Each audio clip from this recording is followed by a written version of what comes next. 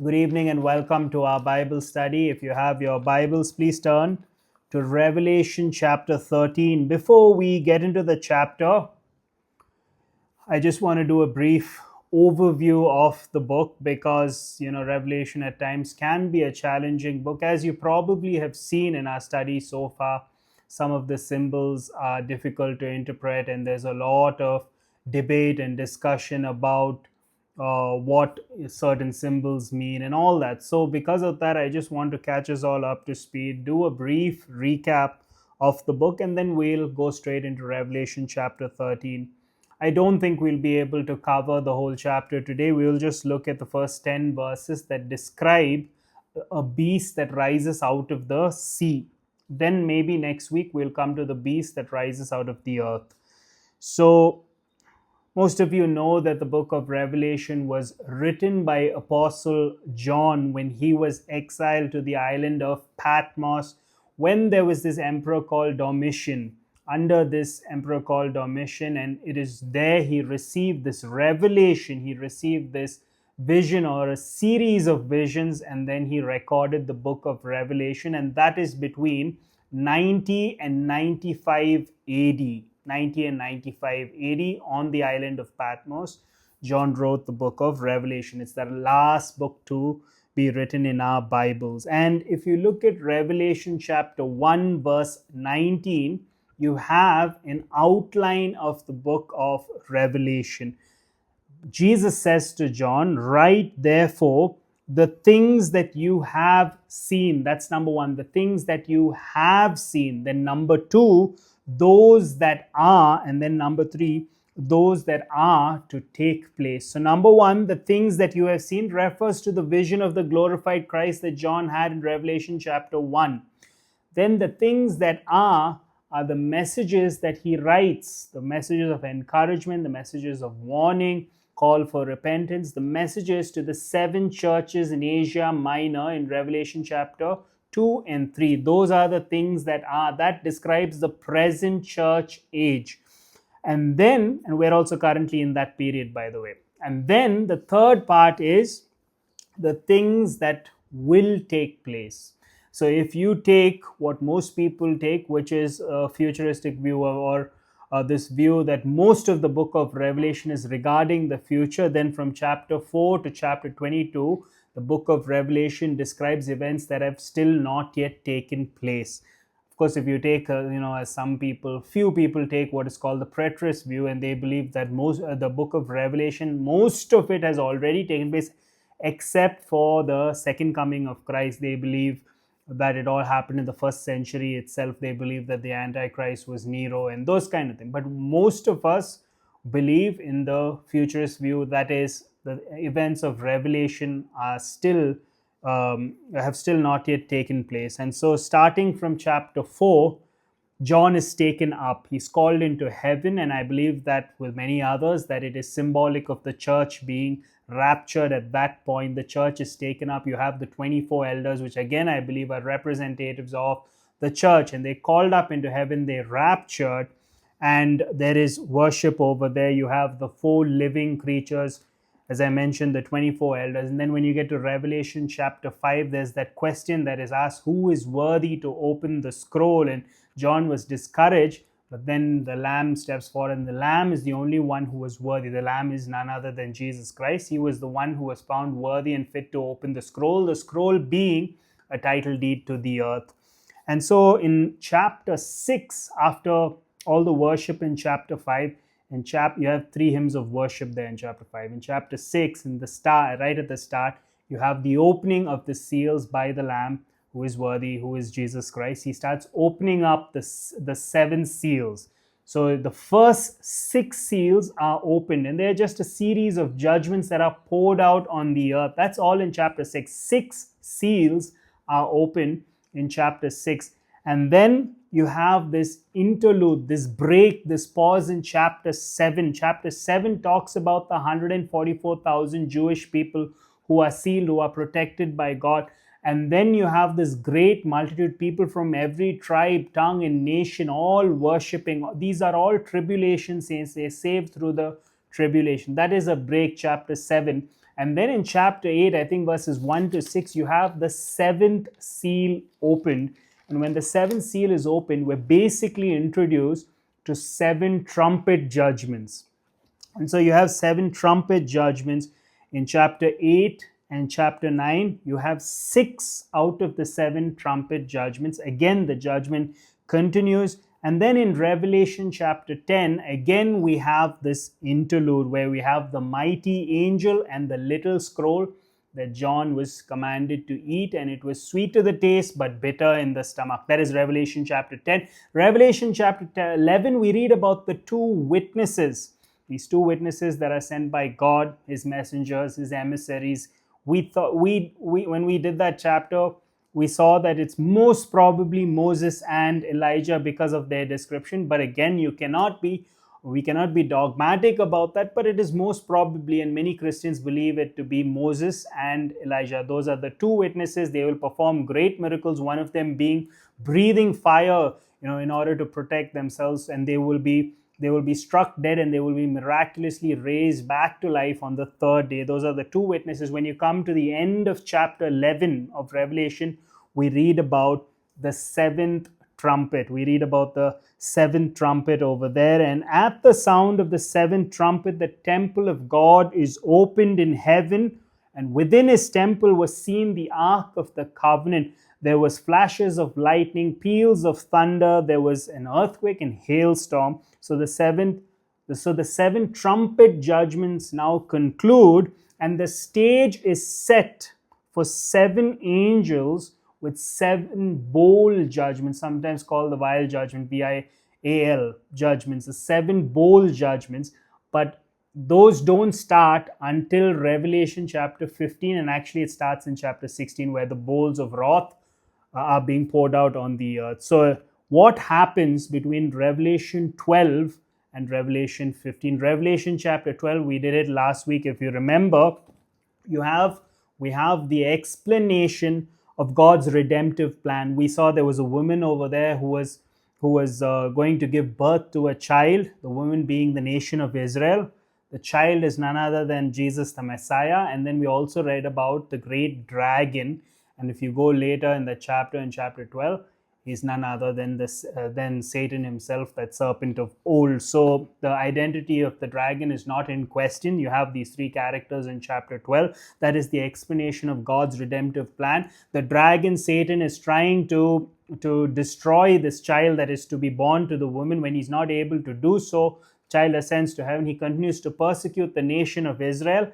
And during the tribulation, the last 3.5 years, the nation of Israel, these persecuted people, that is the woman, will run into the wilderness for protection. Many people believe it is the city of Petra, which is a very rocky place and very strategically placed, and we can't be sure of that as well. But they will run into protection. God will protect them. It talks about the two wings that they're given, and they will go into protection. But then the dragon will shift his focus, his attention onto the other offspring of the woman. And so that is chapter 12. Today we're looking at chapter 13. That's this evening's study. We will be reading about a beast out of the sea, as I mentioned earlier. That is the Antichrist, and then a beast out of the earth. That is the false prophet. They stand together in opposition to God's redemptive plan that we read about in chapter 12. They stand in opposition. And then when we come to chapter 14, it will be a proclamation of God's plan by an angel, and we'll get to that a little bit later. That is the only time in the gospel that's the only time in the Bible where the gospel is being shared by an angel. Otherwise, it's always our responsibility. But in the end, even an angel will go flying around proclaiming the gospel. So as I said, chapter 13, there are two sections. Verses 1 to 10 is about the Antichrist, the beast out of the sea. Verses 11 to 18 is about the false prophet, which is the beast out of the earth. So one pastor said, you probably have heard about the dynamic duo that is Batman and Robin. He said this is the demonic duo, that is the Antichrist and the false prophet. They're not a dynamic duo, but they're a demonic duo. So they work together to advance Satan's agenda. Just like God has people down through the centuries, God has had His chosen people who have worked to accomplish His will. He's chosen to use people. In the same manner, Satan will also choose two people. He always has his people, he always has his worshippers. But here, towards the end, towards the culmination, he will choose two people, that is, the Antichrist and the false prophet, and they will represent and they will further his agenda, his plans for all of humanity. Let me begin by reading verses 1 to 10. I'm going to read the first 10 verses of chapter 13. You can follow along in your Bibles or your devices. John goes on, he says, "And I saw a beast rising out of the sea with 10 horns and 7 heads, with 10 diadems on its horns and blasphemous names on its heads. And the beast that I saw was like a leopard, its feet were like a bear's, and its mouth was like a lion's mouth. And to it the dragon gave his power and his throne and great authority. One of its heads seemed to have a mortal wound, but its mortal wound was healed, and the whole earth marveled as they followed the beast. And they worshipped the dragon, for he had given his authority to the beast, and they worshipped the beast, saying, Who is like the beast, and who can fight against it? And the beast was given a mouth, uttering haughty and blasphemous words, and it was allowed to exercise authority for 42 months. It opened its mouth to utter blasphemies against God, blaspheming his name and his dwelling, that is, those who dwell in heaven. Also, it was allowed to make war on the saints and to conquer them. And authority was given it over every tribe, people, and language and nation, and all who dwell on the earth will worship it. Everyone whose name has not been written before the foundation of the world in the book of life of the Lamb who was slain. If anyone has an ear, let him hear. If anyone is to be taken captive, to captivity he goes. If anyone is to be slain with the sword must he be slain." Here is a call for the endurance and faith of the saints. So there's this beast. As the beast is rising out of the sea, my screen started rising. So, anyways, coming back to the beast rising out of the sea, it is the Antichrist, as I mentioned before. There are approximately 100 passages in scripture that talk about the Antichrist. There's a lot of interest. This is a subject that many people are interested in. You search on Google, there are millions and millions of hits about who is the Antichrist, what will he be like, what will he do. Lot of sites, lot of websites that are dedicated to talking and teaching about the Antichrist. Many of those Christian websites will have flames coming out of it, big bold red letters, all those. Many people are fascinated with the subject. Some people are obsessed. There's an unhealthy obsession. Many people have said certain political leaders have in the past are the Antichrist, and of course all of them were wrong. But that's because of certain language or certain beliefs. I mean, here is a quote. Here's a quote. I don't know if you'll be able to remember who said this quote. This is the quote. It says, "One single center of power, one single center of force, one single center of decision making. This is the world of one master and one sovereign."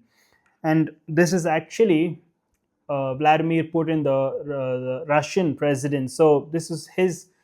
This is a quote from him again. One more quote, and I'll wait for a couple of seconds after I give this quote. Maybe if any of you know anybody knows who said these words, please unmute and you can tell me who said these words that I'm about to read. "Just like Christ," this is the quote. "Just like Christ, I have a duty to my people. What Christ began, I will complete." That's the quote. Does anybody know who that is? Does anybody want to venture a guess? Okay, that is Adolf Hitler. He says, "Just like Christ, I have a duty to my people. What Christ began, I will complete." And at this point, it's helpful to point out that the word Antichrist not only means somebody who is opposed to the cause.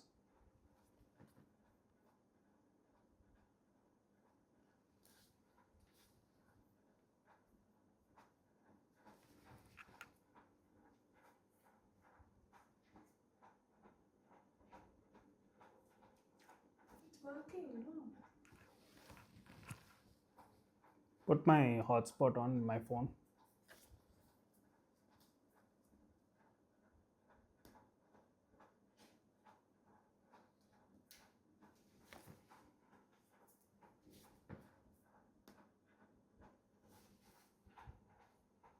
No, it's gone off there.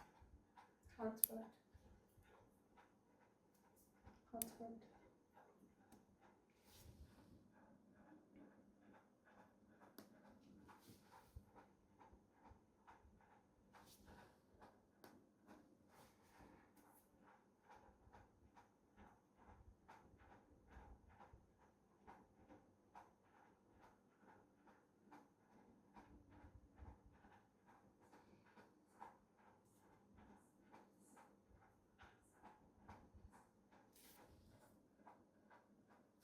Recording in progress.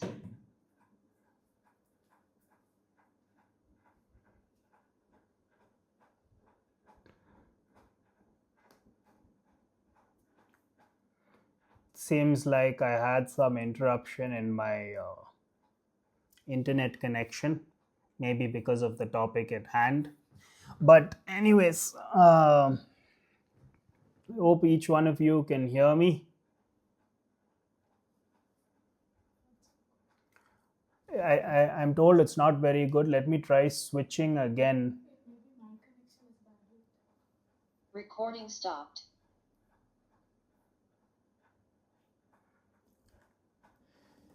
Can you switch on, switch off the internet, please? That would have been better if we did it that time only, no? I don't think there's an issue with that. It's not connected to the home internet at all.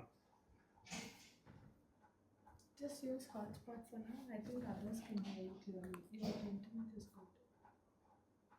Can you go away? Could somebody give me a thumbs up if you can hear me loud and clear? I'm currently using my hotspot on my cell phone, so I don't know how good the connection is, how strong it is.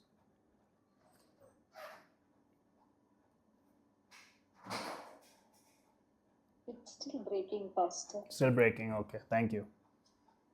Give me 1 second.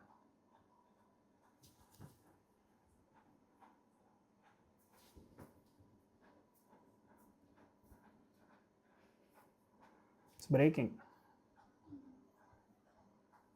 Your my internet. I don't think it's be very good. Why isn't that coming? This internet on? I'll try. Why? What's wrong with that internet? Wait, I'll give you this. I'll Once stop again, this. I want that to.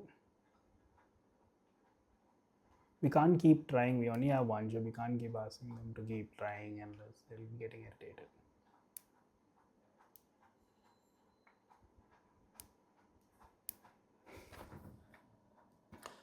I've switched on and switched off switched off, switched on my Wi-Fi connection. So kindly just give me 1 minute, please. 1 minute.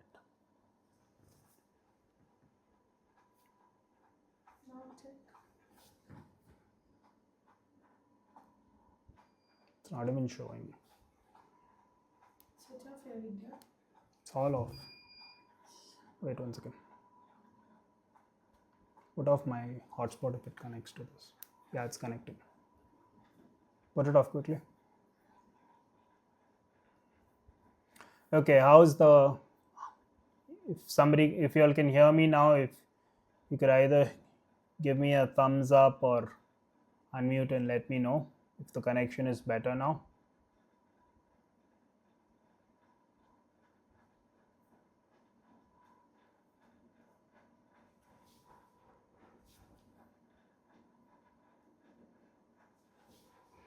Give me connection, Annie. It's not.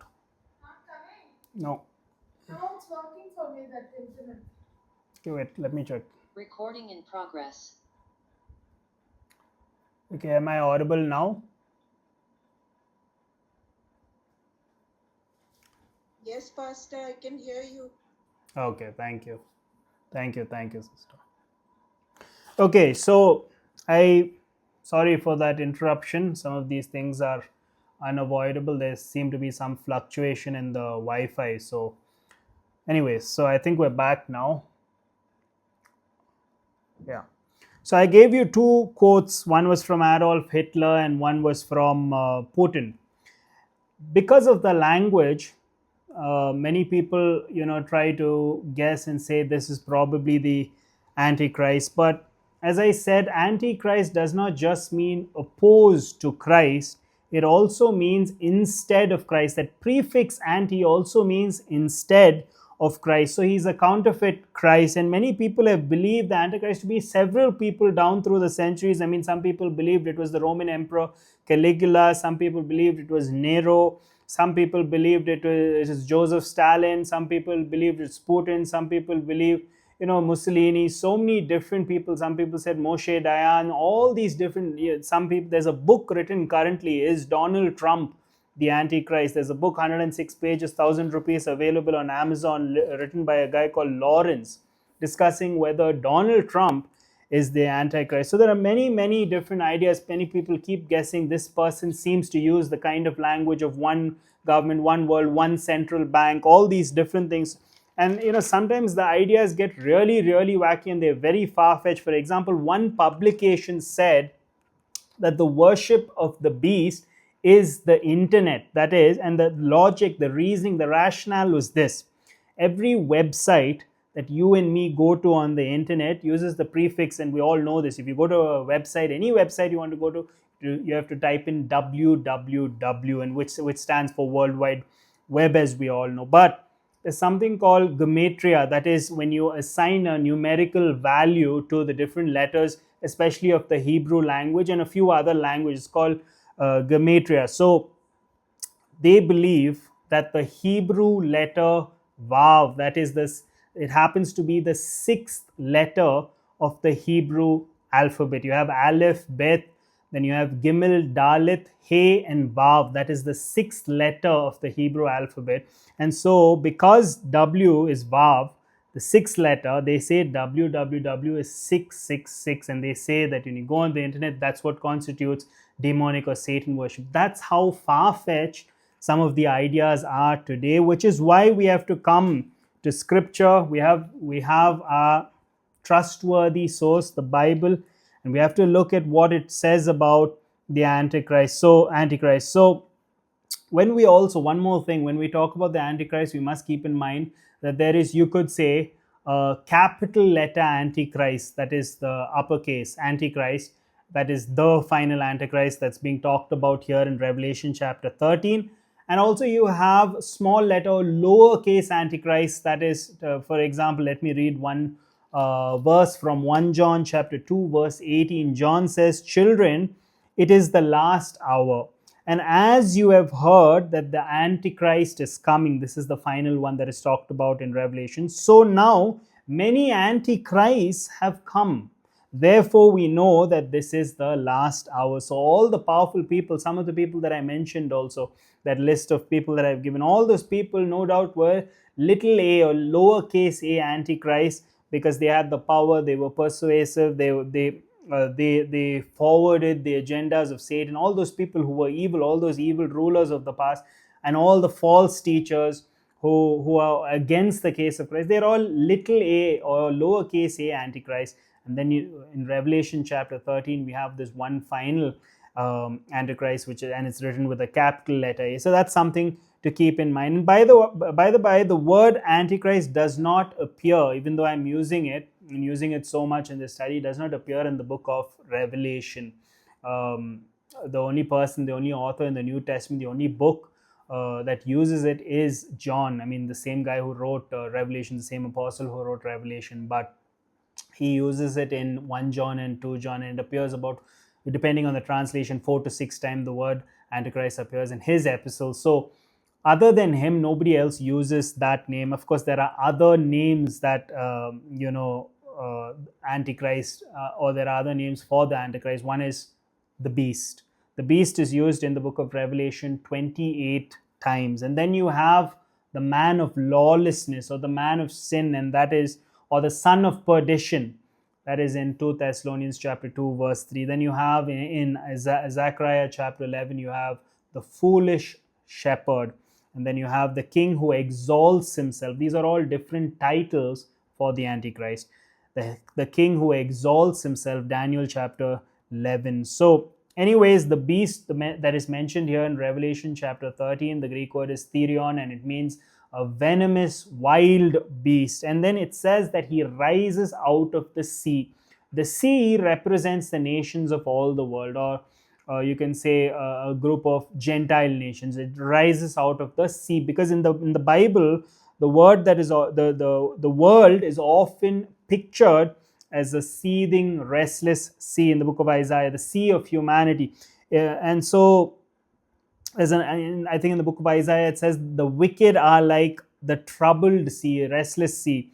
Revelation chapter 17, verse 15 throws even more light on that, because it says the waters, referring to the sea, the waters are people and the multitudes and the nations and the languages. So, this beast that we read about in Revelation has 10 horns and 7 heads and 10 diadems on those horns and blasphemous names on his head. So, the 10 horns are 10 kings. Again, this is clarified for us in Revelation chapter 17, which we'll come to much later. These 10 kings give their authority, give their power over to the Antichrist. So, because of the necessity of healthcare and because of economic reasons, in the future there will be, and we don't know exactly how this division will be done, but there will be 10, you can say, geographic regions, and there will be 10 people, rulers, kings, who will be over these regions, and they will all give their authority to this person called the Antichrist.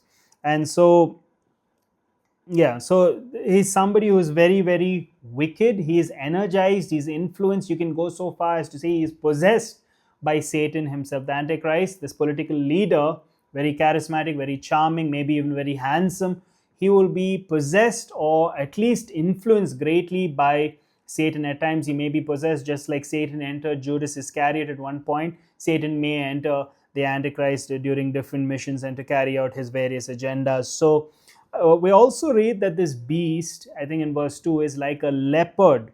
And if you look at Daniel chapter 7, it's very helpful when you study the book of Revelation to read the book of Daniel in conjunction, because it explains so many of things. And that reminds me, if you're familiar with the Old Testament and a lot of the stories over there and a lot of the prophecies over there, the book of Revelation will become easier to understand, because 70% of the book of Revelation alludes to or directly references the Old Testament. About 70%. There are people who say up to 3. There are about 400 plus verses in the book of Revelation. Some people say almost 360 verses are harken back to the Old Testament, or at least allusions to the Old Testament. So it's helpful, and there are a lot of comparisons between the book of Daniel, a lot of parallels between the book of Daniel and the book of Revelation. So the beast, if you look at Daniel chapter 7, he also has a very similar vision that John has. And so the beast, like a leopard, symbolizes the nation of Greece. The feet like a bear, Medo-Persian Empire. The lion is Babylon, and the Roman Empire is also mentioned there. So the Antichrist will be, many people say the Antichrist will be swift to conquer like a leopard. He'll be as powerful as a bear, and he'll be as greedy and hungry as a lion. In short, he is sort of a amalgamation of all these different preceding empires, and he'll be like Nebuchadnezzar and Cyrus the Great and Alexander the Great, all these leaders put together in one. He will be very, very wicked, and he will continue to forward the agenda of Satan. He will be like Satan's son, you can say. So, and we see the parallel there between God and his Son and the Holy Spirit. Here you see the unholy Trinity. So many will be persuaded by his ways, many will be mesmerized, many will consider him to be very winsome and charismatic in all his ways. The truth is, he is a beast. That reminds me in the book of Daniel, when King Nebuchadnezzar has a dream and Daniel comes and nobody is able to interpret it. Daniel comes, he tells him the dream, he interprets it. I think in Daniel chapter 2, there he says he sees this, the statue, and it talks about his kingdom. It talks about all the kingdoms to come. It's a shining statue, majestic statue. But then later, and I think in Daniel chapter 7, God gives Daniel a vision, and over there he explains that this is all the preceding empires that are coming to destroy. And so God gives us the picture over here that this Antichrist is actually a beast, although many people won't believe it, many people won't see it. And there's not so much to do with how he looks, it's to do with his character, how deceptive he is, how bent on destruction he is, and how malevolent he is. So he will dupe many people into thinking that he's going to do a lot of things that are favorable for them, but then in the end they will see him for who he is. They will see his true colors. Duveen, the famous English art connoisseur, took his daughter once to the beach, but he was not able to get her to get into the chilly waters. He was not able to convince her, and after much persuasion failed, he borrowed a tea kettle and he built a fire and he heated little water and until the steam started coming out of the kettle. And with much flourish, being very dramatic, he poured this tea kettle, the water in the tea kettle, into the ocean. And then his daughter was very impressed by this, and then she went into the water without any murmur, without any complaining. So the moral of the story is this. I mean, when you look at it, the Antichrist, he's energized by Satan. He'll come and he'll achieve world peace. He'll strike a covenant with the Jews, and it'll seem, there'll be the semblance, it'll seem like there is a lot of world peace and everybody is getting along, and there'll be one world government, one world bank, and it'll seem like he's bringing resolution to a lot of issues, solutions to a lot of problems. There'll be some great decision making, or so it'll seem on the surface.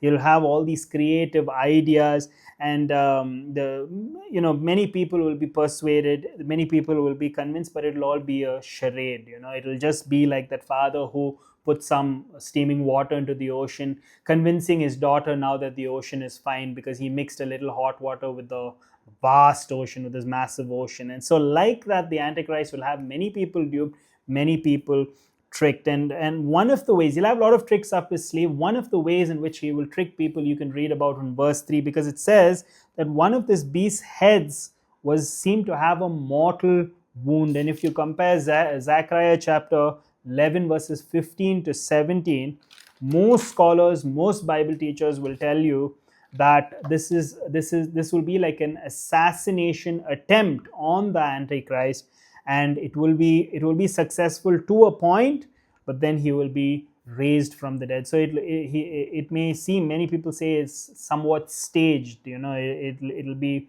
there will be a lot of subterfuge, and it'll seem like he's dead, and then he will be either raised back or resuscitated, if you're using the technical term. So the false prophet is the one, and we have not yet come, jumping the gun a little bit over here, but it's the false prophet who will come and bring the Antichrist back to life. This religious leader who will come onto the scene a little bit later in this chapter. So he brings him back to life, and this obviously you probably can see the parallel. This is to sort of counterfeit what Jesus did, what God did with his son Jesus, who was dead for 3 days and then raised back to life. So whatever it is, we're not sure, because when you read Zechariah, it says a sword, and it talks about his right eye being blinded.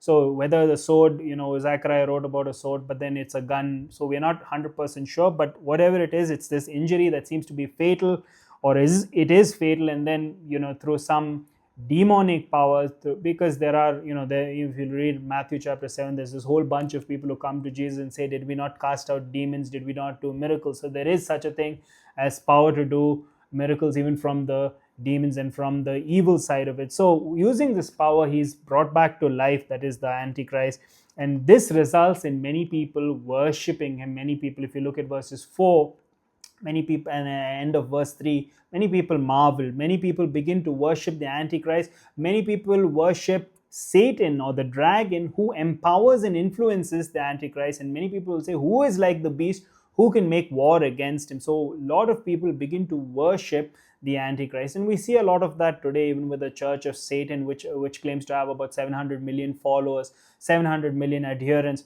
All these people, and you can't just put all their doctrine in a box, because they themselves have so much of confusion and lies, because after all, the one they claim to worship is the father of lies. So there's a lot of confusion. Even though we as Christians have a lot of denominations, we as evangelical Christians believe that Jesus is the Son of God, that he died and raised. Of course, we might differ on secondary matters that are not essential for our salvation, but when you look at the Church of Satan, there's a lot of confusion. Some of them actually worship Satan, some of them is just more about ritual, some of them don't even talk about worshiping Satan, they just worship themselves. And so there's a lot of differences, but we see all that, but it'll all come to this boiling point. It'll all culminate during these times, the end of the tribulation period, where people will worship the Antichrist, they will worship Satan. Verses 5 and 6, when you look at verse 5 and 6, talks about how the beast was given a mouth and he uttered all these haughty and blasphemous words. And again, if you look at Daniel chapter 7, it says he will be given a mouth and he will speak all these pompous words. So self-esteem for the Antichrist will not be a problem. He'll be very confident of himself. He'll be a selfie guy, you're taking a lot of selfies. He'll always like to be in the limelight, the spotlight. And if you think about it, almost all dictators down through the ages have rose to power, come to power, because of the power of speech, because they give all this, they have the art of persuading people. Because of the rhetoric that they've used, they've come to power. They've been able to stir up the emotions of people. I heard about how Adolf Hitler used to do this very thing. He used to first come to the podium, and then he would stand there initially while everybody is clapping. He'd stand there for a few seconds, sometimes even a minute or two, in silence. He'd wait for everybody to be completely silent, and he'd wait for everybody to stop clapping. Then he would just begin with a whisper.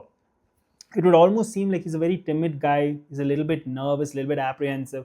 Very slowly he will begin. He will talk about all the wrongs that they experience that Germany has experienced because of the past war. Now he'll talk about all the injustices done. He'll talk about the hope for the future. Then slowly his voice will start rising in volume, in intensity, and then he'll start swaying from side to side, back to front. He will start swaying, and then he'll start gesticulating. He'll start making all these hand gestures. He will start being very animated, and then he'll start using all these short dynamic phrases which are meant to get the attention of people. And by the end of his speech, the people are just in a frenzy, and they're all screaming, "Hail Hitler, hail Hitler." So this is the power, just an example of the power of speech. Now the Antichrist will do way better than Hitler himself. His speech will be very persuasive. He'll use all these blasphemous words. He'll be an excellent orator. So it also says, when you read the section, he will make war, but he will make war with the saints and he will conquer them. And so once he sways most of the world with all his power, then and everybody's under his spell, he's deceived everybody, he will unleash war against the saints, the tribulation saints. So just a quick timeline. You have the 7-year tribulation period. The last 3.5 years are often referred to as the Great Tribulation. In the beginning, it will be fairly peaceful. Yes, there will be some things that are disturbing, but fairly peaceful. That's when the Antichrist comes on the scene and he earns the trust of everybody. He makes that covenant, and there's a lot of peace and all those things. The midpoint, the abomination of desolation is committed, and the covenant is with the Jewish people is broken. And then for the second 42 months, or the second 3.5 years, there will be a lot of persecution. If you read Zechariah chapter 13, he will be responsible for the lives of two-thirds of the Jewish people will be wiped out by the Antichrist. And then Zechariah chapter 14 talks about how he conquers Jerusalem, and then he goes on a rampage. After conquering Jerusalem, he goes on a rampage to kill many of the people worldwide. According to Revelation chapter 13 verses 7 and 8, he will conquer the saints and he'll make war with them. And Jesus also predicted this in his Olivet discourse in Matthew chapter 24. So again, this is not referring to the church, at least if you take the pre-tribulation rapture. This is talking about the tribulation saints who he will make war with. I believe that the church will be raptured during this time. This is talking about the 144,000 Jews. We also saw that great multitude, the people from every tribe, tongue, and nation. Finally, in verse 10, it says that true believers will be assured that their persecutors will be captured, and that those who use the sword will be killed by the sword. So, to conclude, it's always helpful. We're looking at the Antichrist. There are many people who are obsessed with this subject, but we shouldn't be too enamored with this subject. What is the identity? Who is the person? Our focus is always Jesus Christ. I mean, if you compare the two, Antichrist and Christ, Antichrist, he is a man of sin. That's one of his titles. Christ is the sinless one. Antichrist, he is known as the foolish shepherd in the gospel. Jesus Christ, as we know, is known as the good shepherd. That's what he called himself. The Antichrist is a beast. Jesus Christ is the lamb. And then his supposed death and resurrection is meant to deceive people, but Jesus died to save people. So a lot of people will be deceived by Antichrist. I read about this man from Pakistan who once went to Zimbabwe. This was in 2016. And he resembles, if you look at pictures, you can a little bit later, and you probably agree with me, there is some resemblance between him and Mr. Bean, between Rowan Atkinson. So he went to Zimbabwe and he pretended to be the real Mr. Bean coming from UK, and the crowds welcomed him, and he held a few comedy shows. He went and attended some agricultural show, and there was a big road show for him. People lined up on the sides of the street. He was going on this with this he was going in this vehicle which had an open roof. He was waving to people. He had a police escort. Many people bought it. Many people believed that this guy from Pakistan, this comedian from Pakistan, his real name is Asif Mohammed. So they believed that he was Mr. Bean. But a little bit later, people figured out that he was not the real Mr. Bean, and the people in Zimbabwe were very furious. They were very angry that they were duped. This is what the Antichrist will be like. So it's not just somebody who is opposed to Christ, although that is the main part of it. He is somebody who is opposed to Christ, but he's also somebody who tries to take the place of Christ. He tries to be a substitute for Christ. He's a counterfeit Christ, and he's a fraudster. And so sadly, many people will fall for all his deceptions and for all his gimmicks and tricks. We as Christians who know the one true Christ must continue to pray, stand firm, persevere, and also preach the true gospel about the true Christ, because a lot of deception is going to come in the days to follow. So that is Revelation chapter 13, verses 1 to 10.